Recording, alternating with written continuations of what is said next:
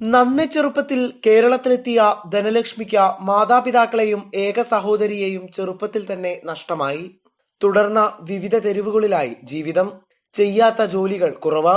കൗമാരക്കാരി ഒറ്റയ്ക്കാകുമ്പോഴുള്ള എല്ലാ വേദനകളും ഇതിനോടകം അനുഭവിച്ചു കഴിഞ്ഞു ഇവൾ. ഇതിനിടെ ഒരു ഭിക്ഷാടന സംഘത്തിന്റെ വലയിൽ അകപ്പെട്ടു. ഇവിടെ നിന്നും രക്ഷപ്പെട്ട തവനൂരിലെ റെസ്ക്യൂ ഹോമിലേക്കും തുടർന്ന് മഹിളാ മന്ദിരത്തിലേക്കും. ഇരുൾ മാത്രം നിറഞ്ഞ ധനലക്ഷ്മിയുടെ ജീവിതത്തിന് നിറം പകരാൻ നിയോഗിക്കപ്പെട്ടത് കുമ്പിടി സ്വദേശി ഗോപാലകൃഷ്ണനായിരുന്നു. വന്നു, കണ്ടു, കീഴടക്കി. ഞങ്ങൾക്ക് അന്നൊരു പക്വതായില്ലല്ലോ. അന്ന് ഞങ്ങളെ വേറെ ഒരു അച്ഛൻ ഞങ്ങളെ വീട്ടുജോലിക്ക് കൊണ്ടാക്കി. പിന്നെ അവിടുന്ന് ഞങ്ങൾക്ക് ഒരു ഇതുമില്ലായിരുന്നു, ഒരു സ്വാതന്ത്ര്യമില്ലായിരുന്നു. അവരുടെ തന്നെ ഇതായിട്ട് നിന്നു. പിന്നെ എല്ലാ ജോലികൾ ചെയ്ത് ഭക്ഷണമൊന്നും തരില്ല.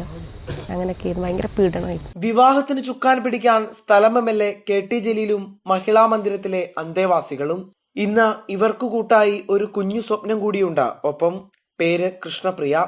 ഇന്ന് അപ്രതീക്ഷിത ജീവിത സൗഭാഗ്യങ്ങളിലൂടെ കടന്നുപോകുമ്പോൾ ധനലക്ഷ്മി സ്നേഹത്തോടെ നന്ദി പറയുകയാണ് കേരളത്തോടും തന്നെ ചേർത്തു നിർത്തിയ ഓരോരുത്തരോടും.